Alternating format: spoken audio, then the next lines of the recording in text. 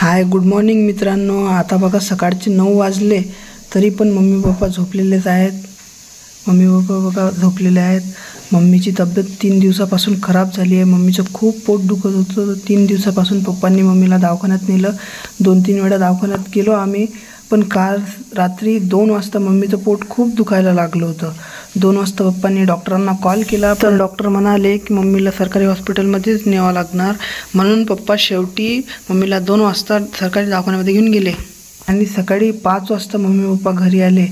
तर मम्मीचं पोट एवढं दुखत होतं की मम्मीला सहन पण होत नव्हतं. म्हणून मम्मी पप्पा दवाखान्यात गेले. मम्मी पप्पाला दवाखान्यात नेल्यानंतर घरची कामं मी केले. तर मम्मी पप्पा झोपलेले आहेत. मग मी भांडी घासत आहो.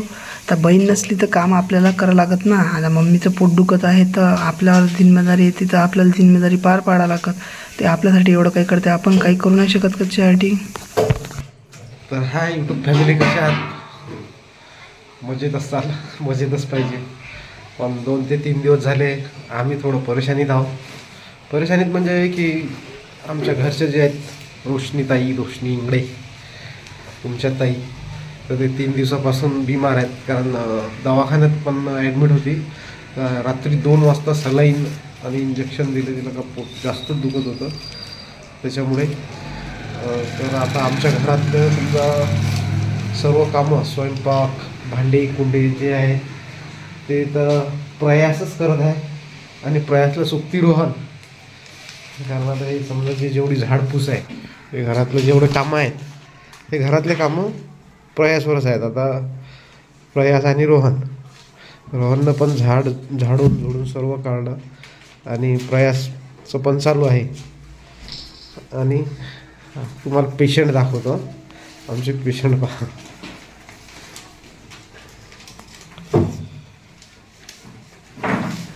तोंडूला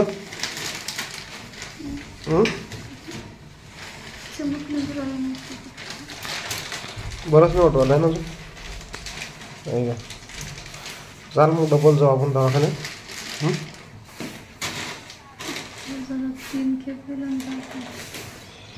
आता 3 दिवस समजा 3 वेळा आपण दवाखान्यात गेलो पण तरी फरक नाही पडला.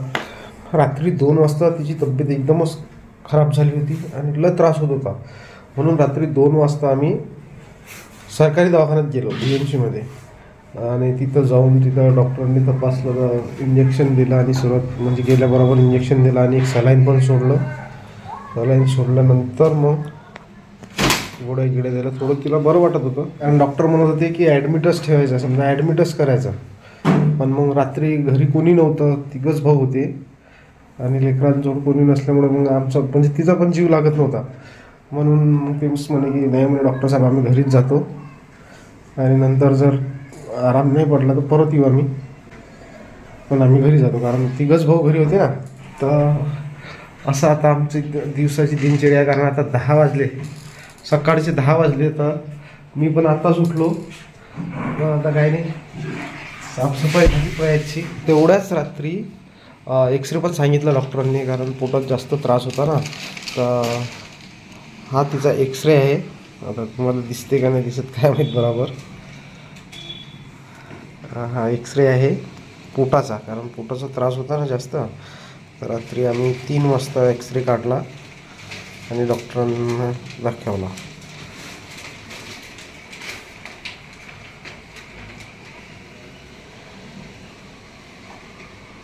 कारण पोट खूप दुखत होतं ना. कारण पोटाचा त्रास असल्यामुळे ती रक्षाबंधनला पण जाऊ शकली नाही. नाही तर शनिवारीच जाणार होती ती, 9 तारखेलाच चालली होती. तर मी जातो म्हणे, शेगावला जातो आणि रक्षाबंधन करून येतो. म्हटलं ठीक आहे. मग मी तिथपर्यंत समजा बसस्टॉपपर्यंत मी ॲटोने सोडून देतो आणि तुम्ही बसने चालले जा. तर काय ते मधातच पोटाचा आला आणि दवाखान्यात 2-3 दिवस गेले आमचे. तर असो, चला आता आम्हाला वरण भाताचा कुकर लावावा लागणार, कारण आता पुराची तयारी पण मध्येच करावं लागणार. पहिले शाळेत पण जावं लागते. तर चला, बाय.